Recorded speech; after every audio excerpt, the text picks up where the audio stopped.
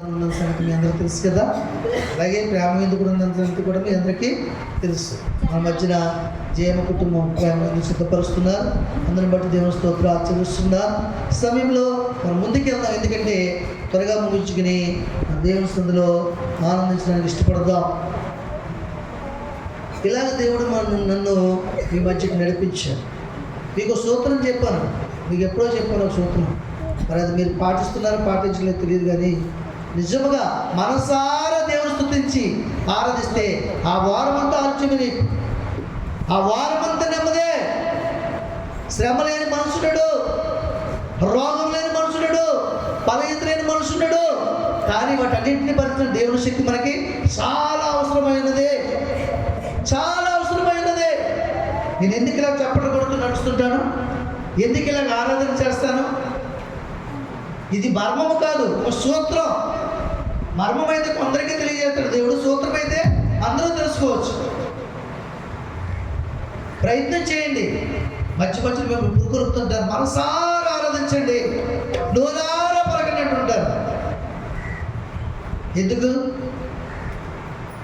దానివల్ల మనకు మేలు ఉంది. ఇప్పుడు నాకు ఆధార్ కార్డు ప్రకారంగా అయితే 54 సంవత్సరాలు, నా లెక్క ప్రకారం అయితే 55 సంవత్సరాలు. కాబట్టి అయినా సరే మైక్ ఉన్నా లేకపోయినా, కరెంటు ఉన్నా లేకపోయినా, నా పని నేను ఆపకుండా అదే స్థలంతో పాడగలను పాడలేగలదా కొంతమంది విన్నారు లేదా? కరెంట్ పోయినప్పుడు విన్నారా లేదా? విన్నామంటే విన్నామని చెప్పండి. అది మైక్ ఉంటే మన స్వరానికి అందం రావడం కాదు, కల రావడం కాదు. మనం ఉంటే మనం పాడితే మైక్కి సౌండ్ సిస్టమ్ కల రావాలి. అదేండి ఇక అదవుతుందా? మీ పాస్టర్ గారు కోరికేంటి చెప్పాలా నా పట్ల?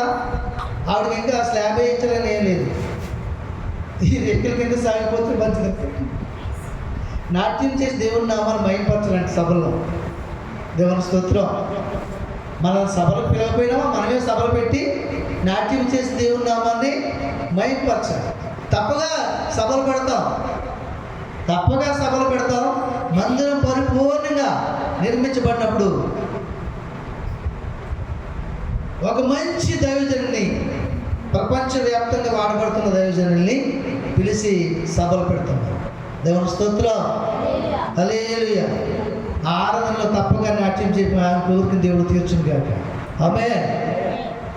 నిశ్శబ్దం అనేది మనలో ఉండకూడదు. నిశ్శబ్దం అనేది మనలో, బలహీనతలు లేకుండా, బలహీనతలు ఉంటాయి.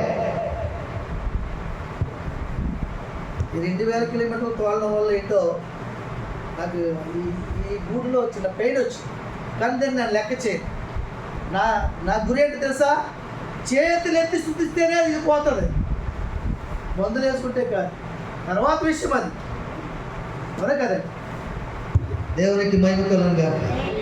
హల్లెలూయా. దేవుని సన్నిధానంలో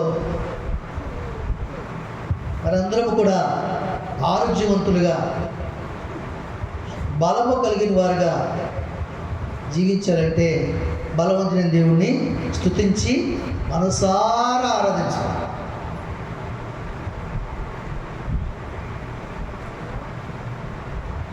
అందుకని ఏమన్నాడు భక్తుడు? నా మనసారా నీ సన్నిధిలో ఆరాధన చేస్తుంది. మంచిది.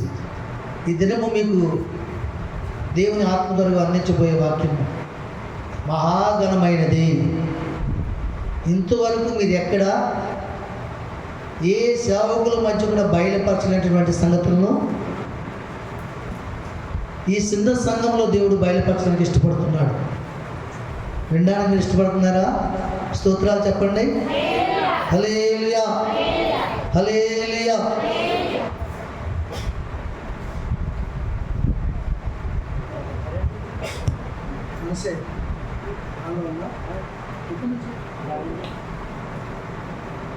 మంచిది. దేవుని ప్రియమైన సంగమా, చూడండి, మన ఇంట్లో కర్ర ఉందనుకోండి, ఆ కర్రని మనం అక్కడ పడేస్తే